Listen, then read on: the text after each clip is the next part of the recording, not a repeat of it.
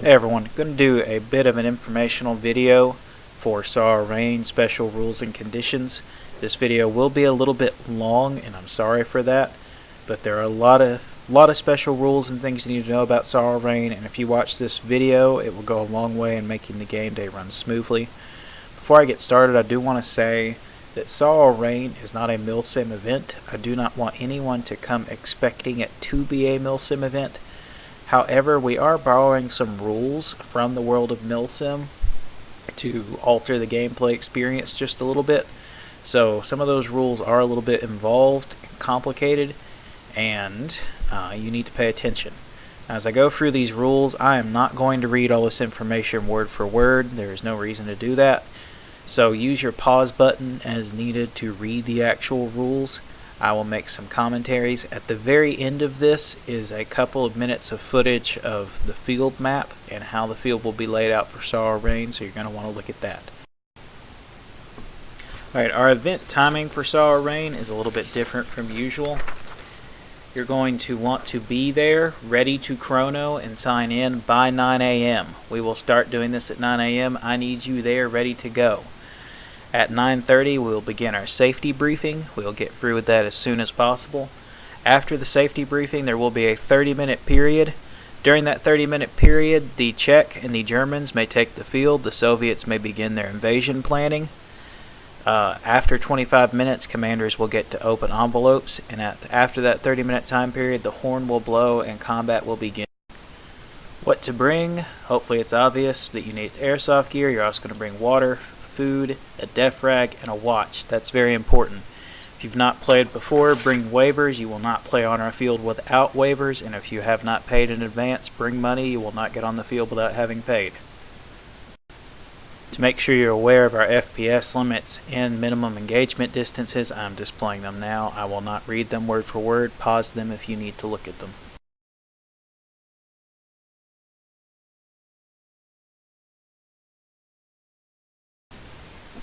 When you're hit in this event, you go down to the ground with your def rag shown and wait for 2 minutes. This is why you need a watch. That's very important.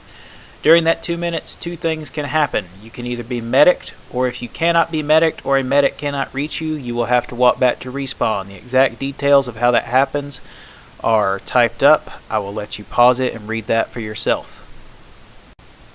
Alright folks, pay attention because this is a big one. Heavy weapons. This is a very unique aspect of this event for us. This is a new thing for our field. The Germans will have a tank at play at various points in the day for their team.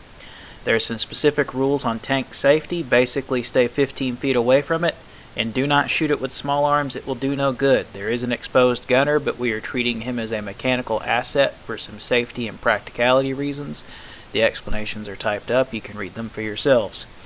The two ways to kill the tank are with a 40mm launcher, which I am providing the Soviets, or with a satchel charge, which I am also providing the Soviets. There is no other authorized way to take out the tank. The hit procedure for the tank is typed up. I will want you to read that before game day. It is in this video, and I will probably post it on the website in text form. So read that on your own.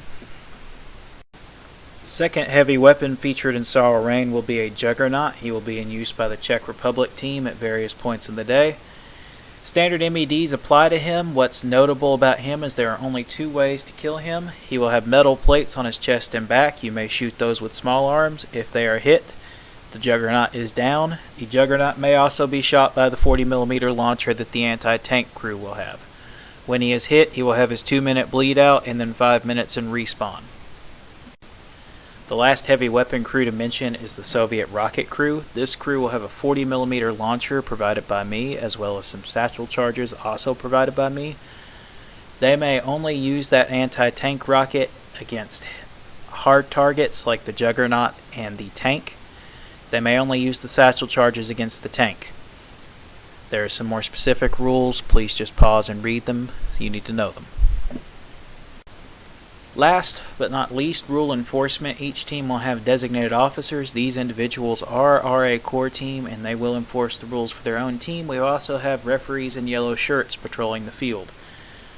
If there is a problem with the rules, you will probably be sent back to respawn as your first offense. If you continue to break the rules, there will be further penalties for breaking the rules, and possibly you will be ejected from the event. I don't believe we'll have to do that, but we will if we have to. Also tagged on to the end of this video for the last couple minutes is a virtual tour of the field via Google Earth with a map. If you are unfamiliar with our field or you want to see the layout for Sorrow Rain, you probably want to look at that. Thanks for watching this video. I know it's been long, but if you watch it and go ahead and make sure you understand the rules, or if you have any questions, contact me. It will make our day go quite a bit smoother. Thanks. Hey everyone, I'm going to give you a quick lay of the land for how the field will be set up for Sorrow Rain.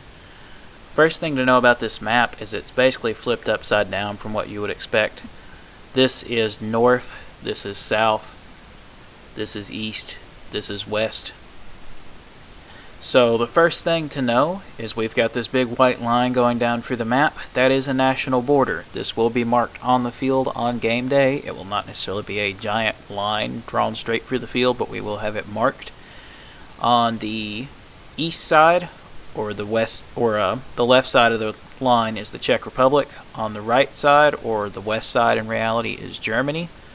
Down here on the what is reality the northern end of the field, the Soviets will be starting here, and this is to simulate an invasion, so they will be pushing into German territory to the south. Green lines are major trails that are vehicle friendly.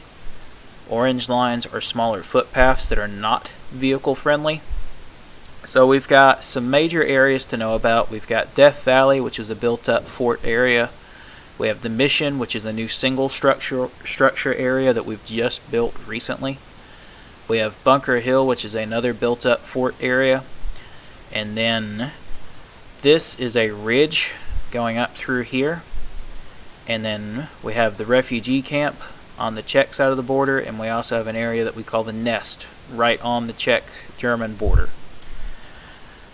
So basically what's going to happen is the Soviets will push from north to south through the field as they invade. I will not give away any objectives at this time. I want them to be more or less a surprise on the day of the event.